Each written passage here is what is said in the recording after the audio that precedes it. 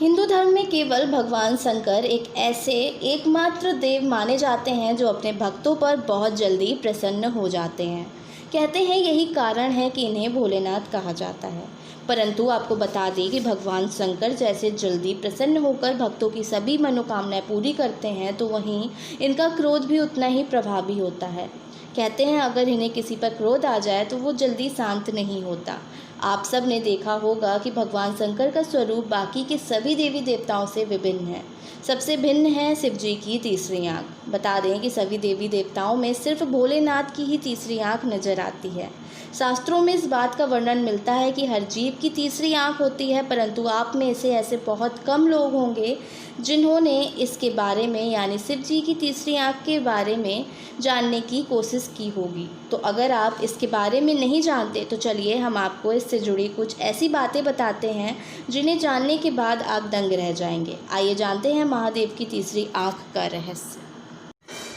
मान्यताओं के अनुसार भोलेनाथ को त्रिलोचन नाम से भी जाना जाता है। बता दें इसका अर्थ होता है 3 आँखों वाले।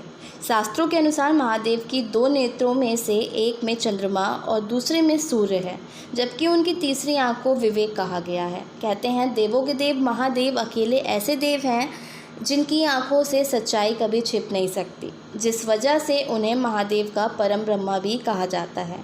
ज्योतिष के अनुसार महादेव की यह तीसरी आँख ज्ञान चक्षु है, जिसको विवेक यानी बुद्धि का प्रतीक कहा जाता है। लगभग लोगों को पता है कि महादेव अपनी तीसरी आँख हमेशा बंद रखते हैं। इनकी तीसरी आँख केवल खुलती है जब उन्हें अत्यंत क्रोध आता है।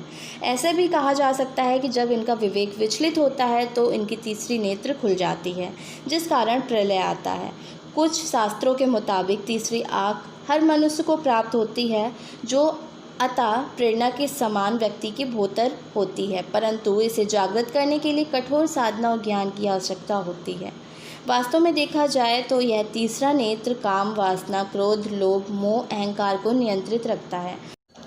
ज्योतिष विद्वानों का मानना है कि अगर सांसारिक दृष्टि से देखा जाए तो तीसरी आँख जीवन में किए जाने वाले सही और गलत काम की और परेशानियां व कठिनाइयों की जानकारी देती है। हिंदू धर्म की मान्यताओं के अनुसार महादेव के तीनों नेत्रों में त्रिलोक बसा हुआ है, इसलिए इन्हें त्रिलोक का स्वामी भी कहा जाता है। आपकी जानकारी के लिए बता दें कि तीनों नेत्र त्रिकाल का प्रतीक माने जाते हैं, जो भूतकाल, वर्तमान काल और भविष्य काल है।